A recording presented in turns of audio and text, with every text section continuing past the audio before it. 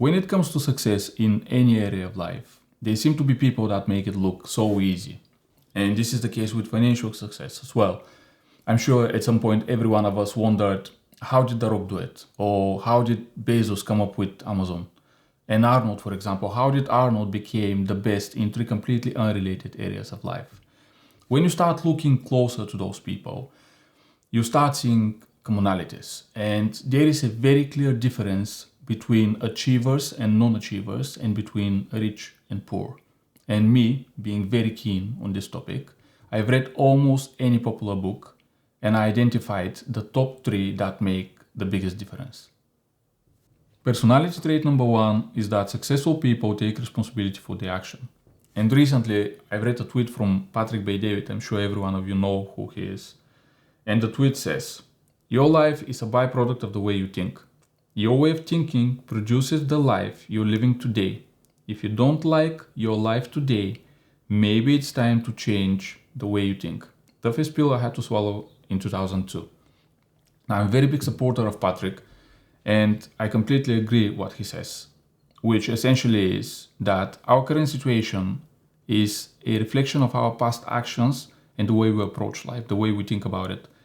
Taking responsibility is extremely important, and usually this personality trait is the easiest to spot simply because non-achievers, and also I like to call them kind of complainers.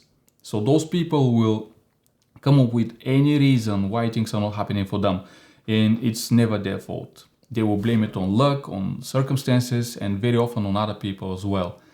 And even though I can accept that we cannot control every aspect of life, I think that controlling the ones we can is the first step to success. Personality trait number 2 is that successful people accept failure. And they will recognize that failure is part of the journey, it's not the end of it. They will use this opportunity to learn, reposition, and adapt to the situation. And non-achievers, on the other hand, will accept failure as a reason to quit. And I think they will rather not take action at all than let other people see them fail. But let me tell you that no one actually cares. Even if you fail once, twice, or 3 times, it doesn't matter because people don't care. People are so busy looking in their own lives that no one will actually notice what you're doing. So coming up through this, the main difference between achievers and non-achievers will be what you do after failing. And achievers will usually stand up and continue moving forward again. And this brings me to personality trait number 3.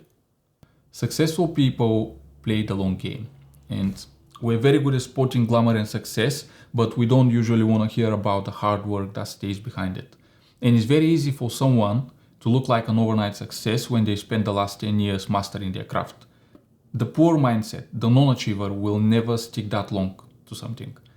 They are usually looking for the quick win and for the winning the lottery type of event, which is a shame because we all need to realize that time goes by with the same pace for every one of us.